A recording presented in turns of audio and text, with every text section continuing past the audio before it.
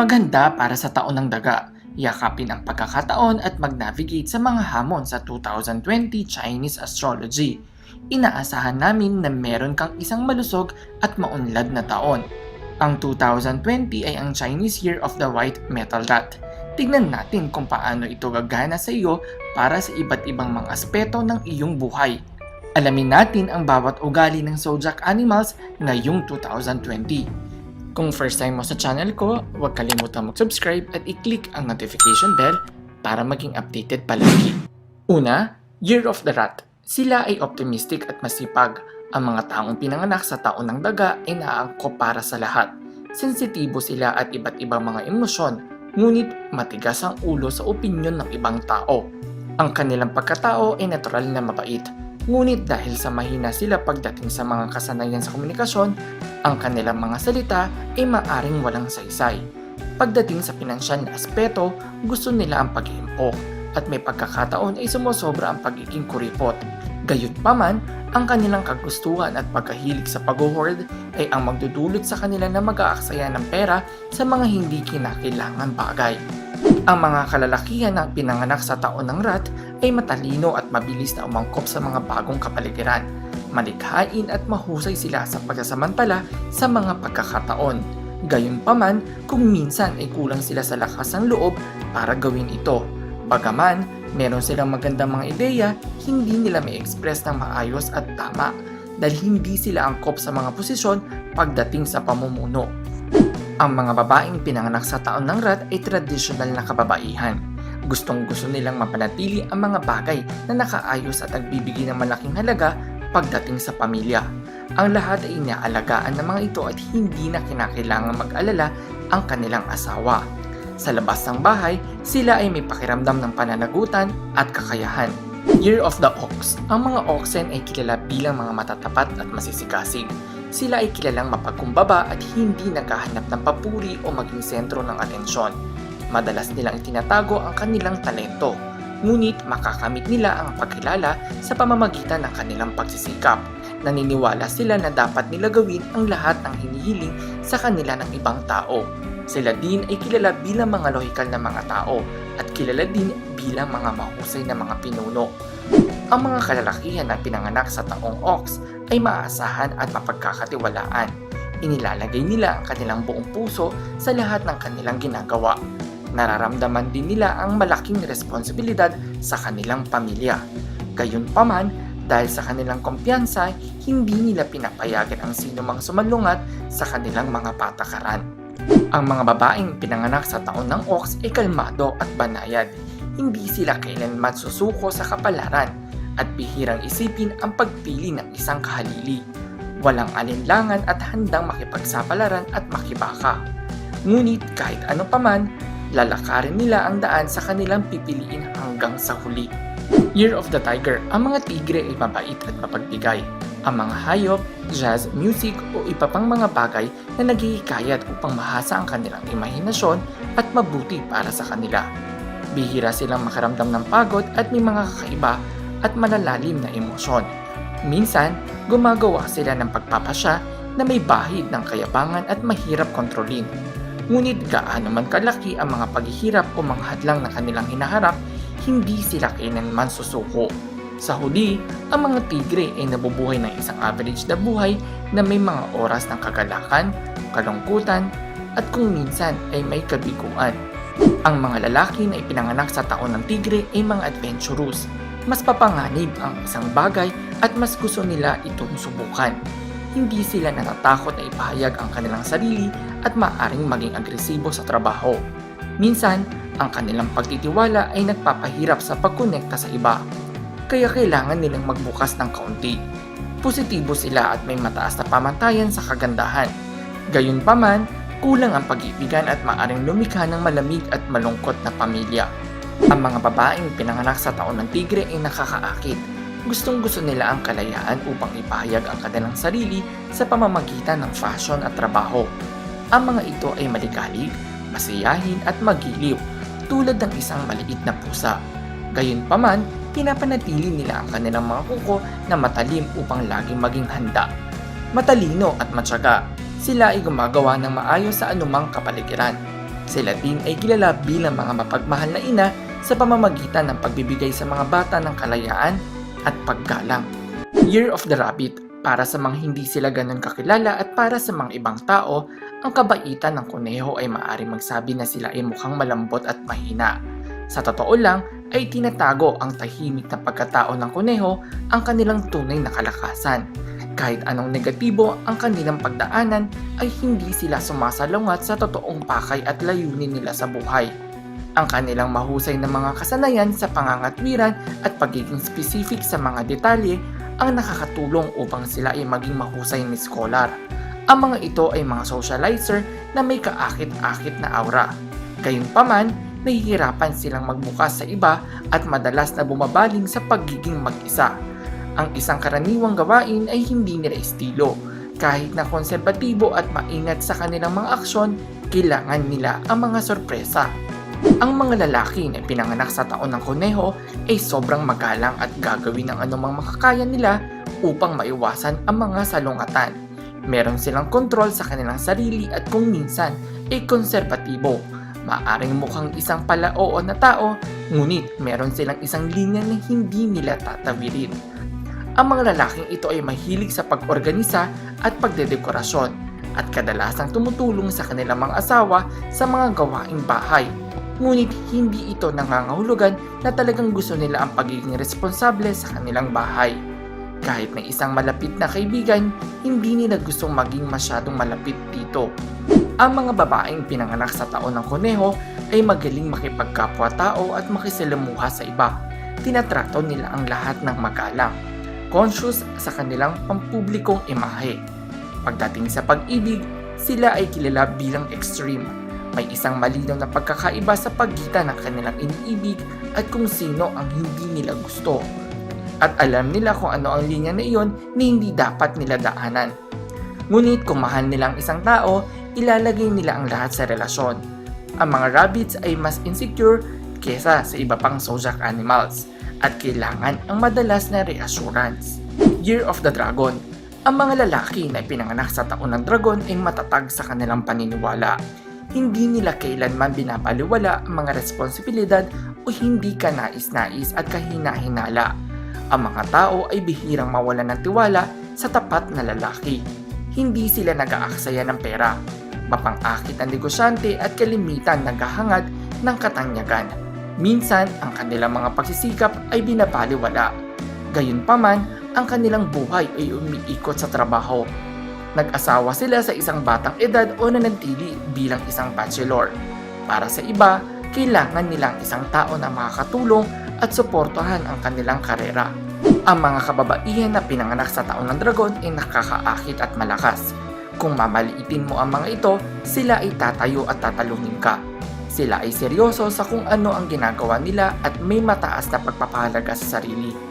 Ang tanging bagay na kailangan nila sa ibang tao ay paggalang. Ang feminism at gender equality ay mahalaga para sa kanila. Year of the Snake. Ang mga ahas ay nakakatawa at sopistikadong mga tao. Hindi nila gusto ang maliliit na usapan o ang pag-iisip tungkol sa pang-araw-araw na problema. Sa isang magulong kapaligiran, sila ang mata ng bagyo. Ang mga ahas ay kalmado at mahinahon na iisipin ang mga solusyon. Sila ay palaging gumagawa ng mga bagong plano at sundin ang mga ito nang hindi umaasa sa inputs ng iba. Karaniwan, tama ang mga ito. Ngunit ito ay nagmumula rin sa isang kawalan ng tiwala. Hindi mo maaaring hatulan ang isang ahas sa pamamagitan ng panlabas na anyo nito. Ang kanilang mabagal at tamad na pakikipag-usap ay tinatago ng kanilang mabilis na pag-iisip. Sa likod ng kanilang katahimikan, sila ay alerto at mapagmasid. Ang mga lalaki na ipinanganak sa taon ng ahas ay misteryoso at may kasanayan na. Sila ay magiliw at maalam kung paano sasabihin ang mga tamang bagay. Sa isang mahirap na sitwasyon, maaari silang asahan upang mag-crack ng isang joke. Ang mga lalaking ito ay naniniwala sa pagmamahalan. Madalas nilang ibinibigay sa kanilang mga kapareha ang isang matamis na sorpresa. Ang mga babaeng pinanganak sa taon ng ahas ay kaaya-aya at matikas. Ang mga ito ay maganda, pareho sa loob at labas. Ang kanilang pagtitiwala ay pinakita sa kanilang mataas na fashion style at pagpapahalaga sa klasikong sining. Lagi silang nag-iisip. Bagaman, Madalas silang kumikilos ng hindi pinag-iisipan. Meron silang mataas na pamantayan para sa mga kaibigan. Nais nila ang kayamanan at kapangyarihan. Sa kanilang katalinuhan at kasanayan, ang tagumpay ay hindi dapat maging problema. Gayunpaman, ang kanilang pinakamalaking kasalanan ay ang kanilang paninibugho. Hindi nila nais na mataasan at malamangan ng iba.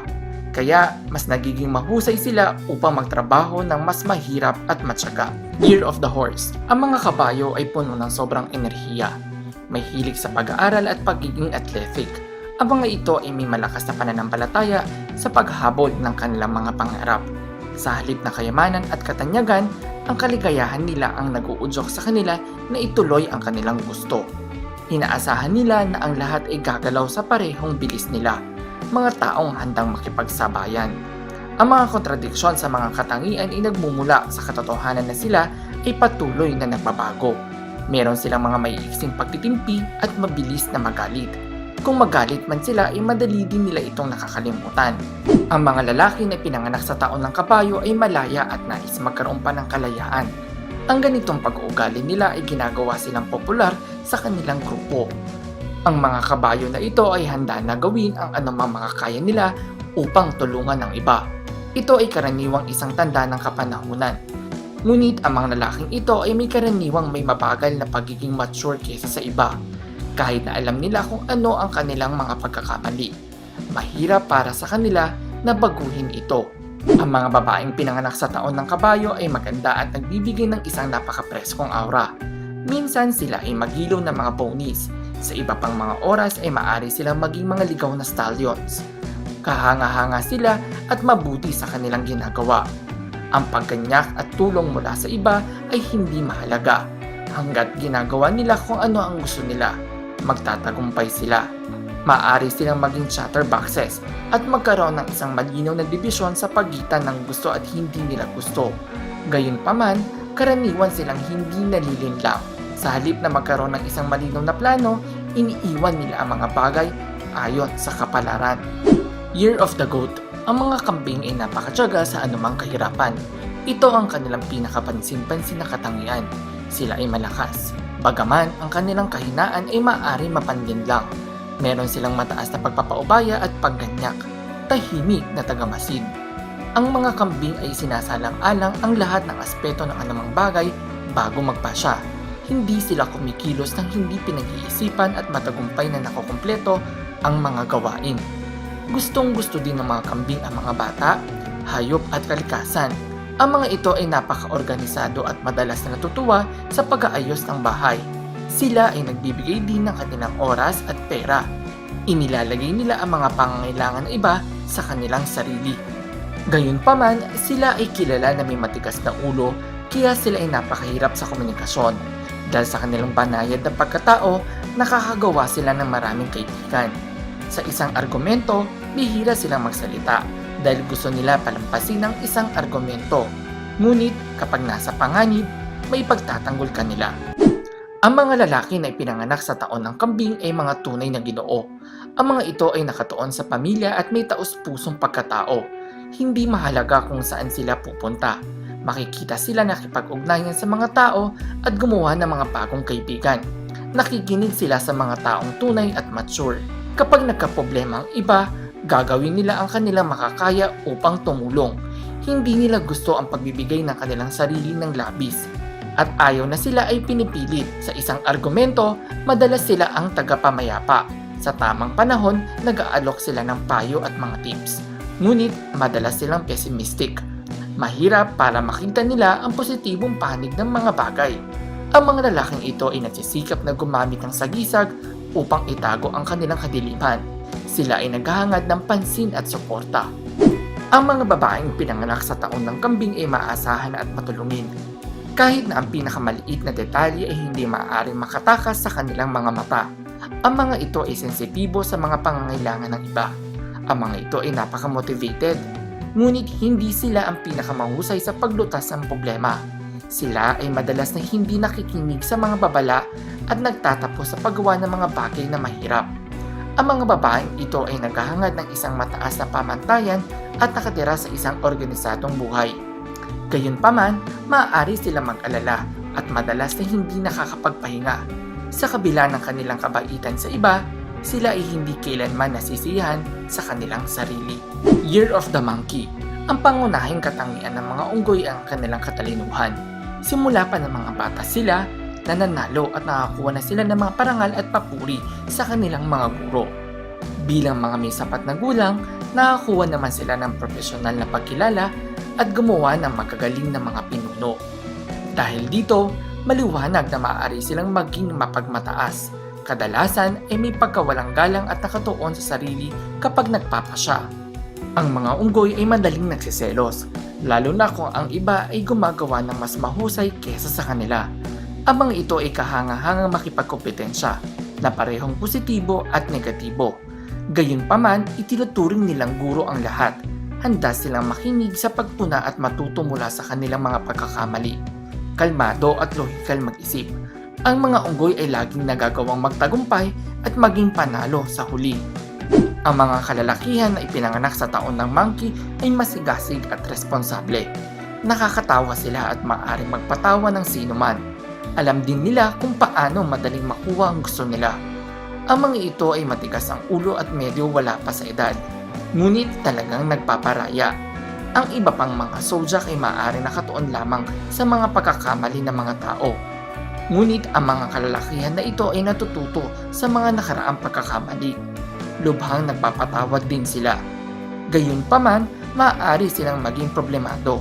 Mahirap para sa kanila ang magtiyaga dahil sa palaging nagbabago ang kanilang interes. Sila ay karaniwang oportunista at hindi mapanatili ang mga pangmatagalang relasyon.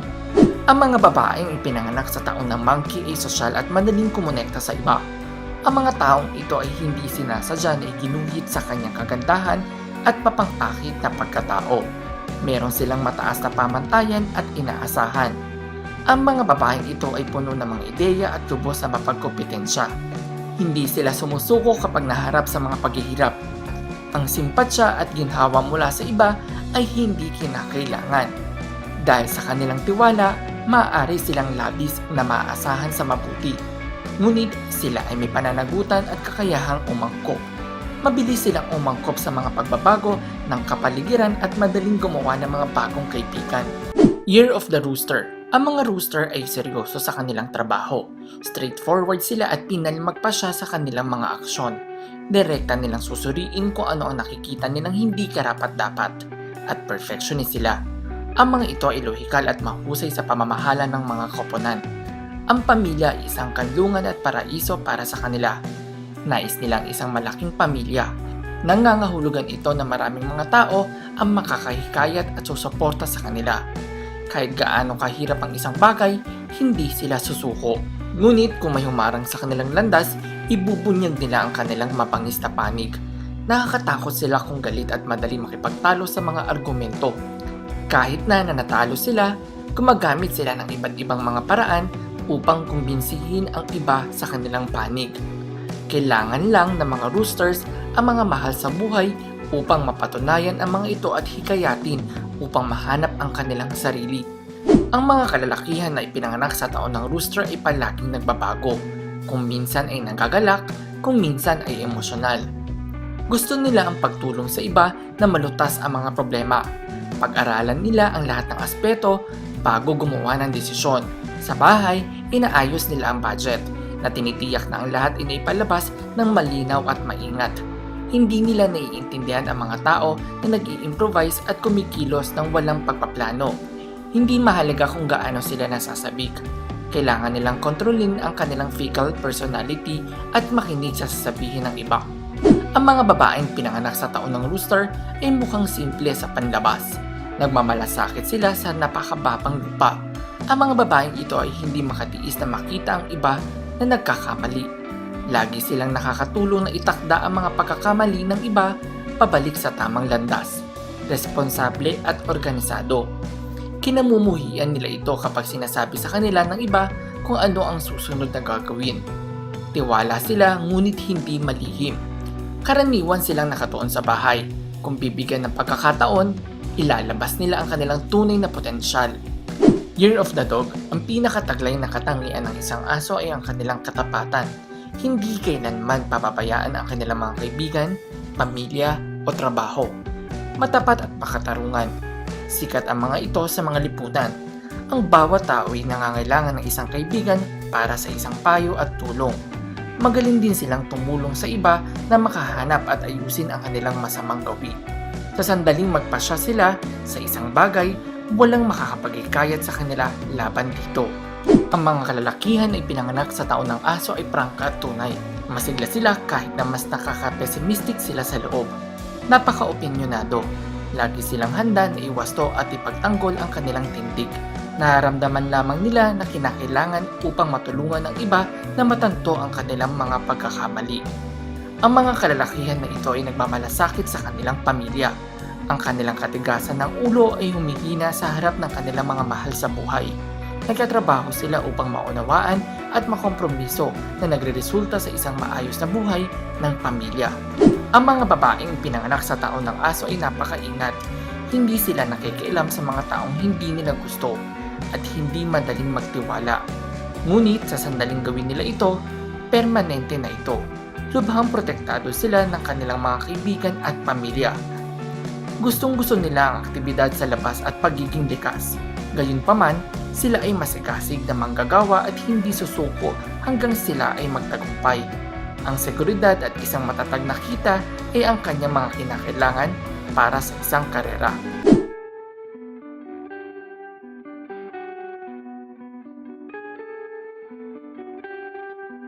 Year of the Pig.